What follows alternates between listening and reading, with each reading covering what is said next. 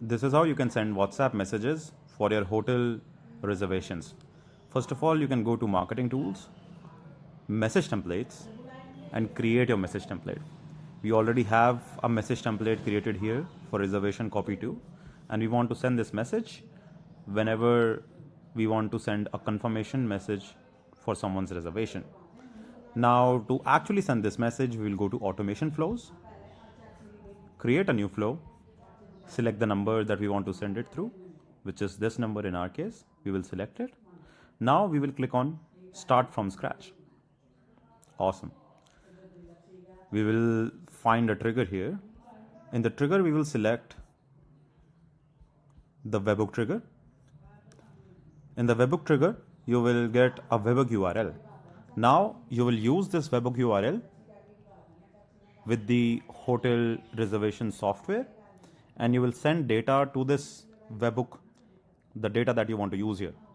Most important data that we need is the phone number and name, and they should be sent like this only. So the phone number, you should send it with the key phone, and the name, you should send it with the key name.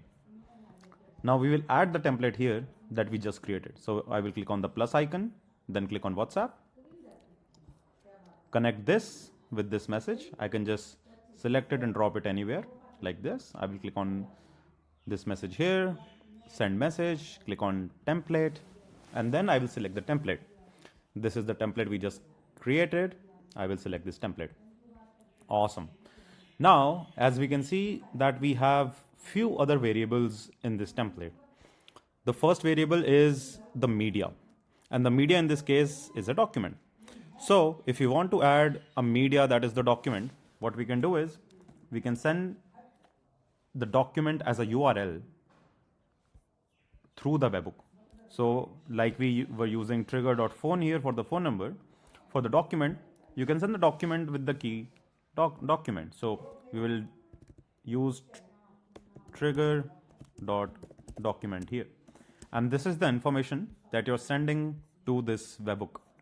And similarly, let's say we have the booking ID. So we will use trigger.id. Then let's say we have the number of guests and the room type. So 3 is, so actually 2 was booking ID. So I made a mistake here. So 1 was supposed to be the customer's name. We can use the first name here, because when you send someone through this Webhook, their contact is created in Spur, and we don't have to use the trigger.name. So we can just use contact first name. Then for the ID, we will use trigger.id.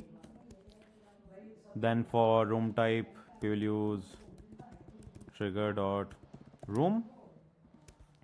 And then for the number of guests, we will use trigger.guest.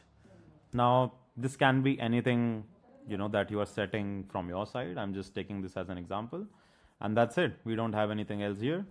What we'll do is we will enable this flow and save it. Awesome. Now you can send these data to this Webhook URL. You can also click on this test Webhook URL option and check for received data.